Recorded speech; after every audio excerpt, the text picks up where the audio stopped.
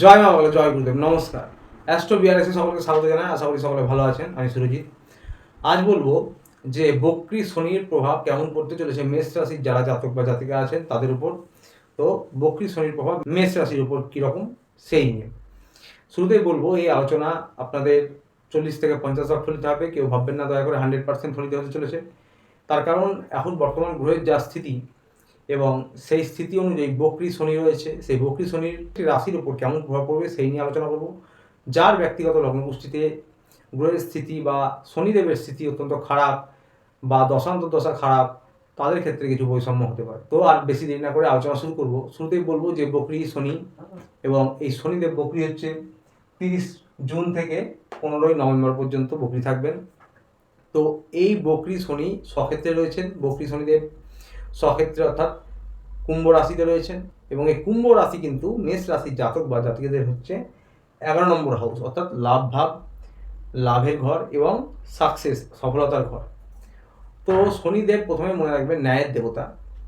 শনিদেব মঙ্গল এবং রাহু কেতু, অর্থাৎ আমরা ক্রূর গ্রহ যেগুলোকে বলে থাকি, এবং বৃহস্পতি, শুক্রদেব, বুধ, চন্দ্রমা, এইগুলি কিন্তু ক্রূর নয়, সাত্ত্বিক গ্রহ। তো যাই হোক, এই যে সমস্ত গ্রহগুলি ক্রূর বা একটু তামসিক, সেই সমস্ত গ্রহের নেগেটিভ ফলাফল বা নেগেটিভিটি বেড়ে যায় বলে মনে করা হয় বক্রী দশায়, অর্থাৎ তাদের ক্ষমতা বৃদ্ধি হয়। তো সুতরাং তার পাওয়ার বেড়ে যায়, মানে তারও অ্যাগ্রাসন আরও বেড়ে যায়। ঠিক একই রকমভাবে যেমন সাত্ত্বিক গ্রহ যেগুলো, তাদেরও বক্রী দশায় তাদের পাওয়ার বেড়ে যায়, অর্থাৎ তারা পজিটিভ ফল দান করবে, অর্থাৎ তাদের শুভত্ব বেড়ে যায়। কিন্তু শনিদেবের ক্ষেত্রে মনে রাখতে হবে যে শনিদেব ন্যায়ের দেবতা, অর্থাৎ যেমন কর্ম ঠিক সেই অনুযায়ী শনিদেব ফল প্রদান করে থাকেন।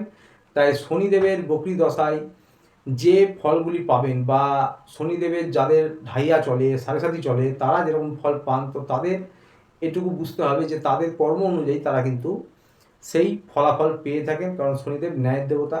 তো সুতরাং যদি কর্ম আপনি ভালো করেন, আরও বেশি ভালো অ্যাক্টিভ কাজ করেন, তাহলে অবশ্যই সেই ভালো কর্মের আপনি খারাপ ফলাফল কখনোই পাবেন না, ভালো কর্মের ভালো ফলাফল পাবেন। এবং শনিদেব ন্যায়, তার সাথে শনিদেব কিন্তু একদম পরিশ্রমী, অর্থাৎ যারা কঠোর পরিশ্রম করেন তাদের শনিদেব অত্যন্ত পছন্দ করেন। পরিশ্রম শনিদেবের অতি প্রিয়।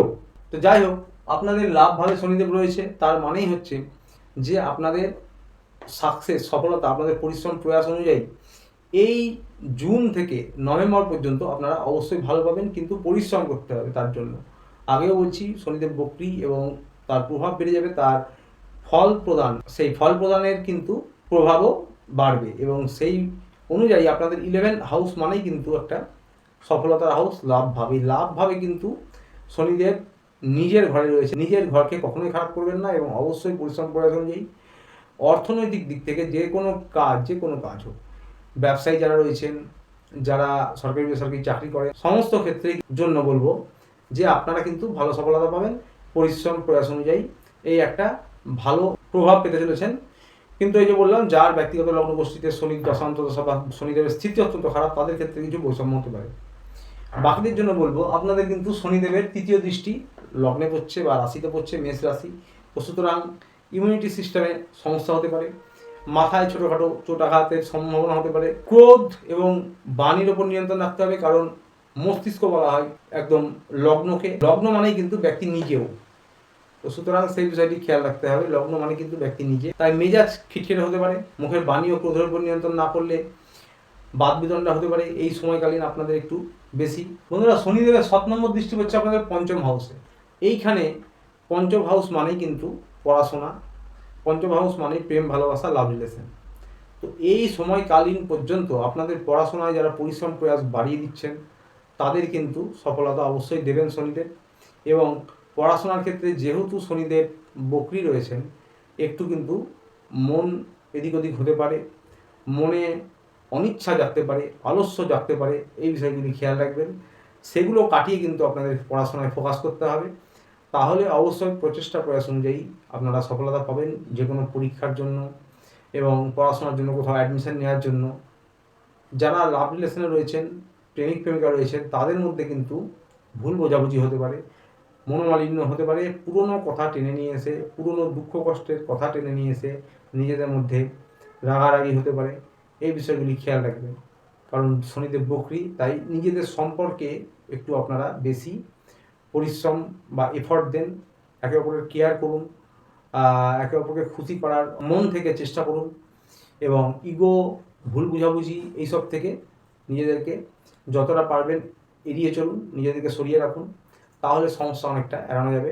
এবং এই 5 নম্বর হাউসে দৃষ্টি দিচ্ছে মানেই শারীরিক দৃষ্টিভঙ্গি থেকে কিন্তু পেটের সমস্যা হতে পারে, বদ হজম হতে পারে এবং বাইরের খাবার যতটা পারবেন এই সময়কালীন একটু বর্জন করে বাড়ির খাবার খাওয়ার চেষ্টা করবেন। এবং শনিদেবের 10 নম্বর যে দৃষ্টি সেটা কিন্তু আপনাদের অষ্টম হাউসে পড়ছে। তো সুতরাং কোমরে, মাজায়, হাড়ে গাঁটে ব্যথা হতে পারে এবং অষ্টম দৃষ্টিতে পড়ছেই মানে হঠাৎ করে কোনো সমস্যা হতে পারে, আপনাদের শারীরিক সমস্যা হতে পারে, হঠাৎ করে চোট আঘাত লাগতে পারে, হসপিটালাইজেশন হতে পারে, এই বিষয়গুলি খেয়াল রাখতে হবে। তাই এই সময়টা গাড়ি ঘোড়া যানবাহন চালালে সাবধানে চালাবেন এবং বাইরের খাবার বর্জন করুন যতটা সম্ভব। হাঁটাহাঁটি, যোগব্যায়াম করতে পারেন, শরীরচর্চা করতে পারেন। তো বন্ধুরা, শনিদেবের প্রভাবে কিন্তু আপনাদের এই সমস্যাগুলি হতে পারে। তবে অর্থনৈতিক ক্ষেত্রে বা কর্মক্ষেত্রে, অর্থাৎ কর্ম না হলে তো সফলতা হয় না, কর্মক্ষেত্রে আপনারা কিছুটা সফলতা পাবেন বা শনিদেবের শুভ প্রভাব পাবেন।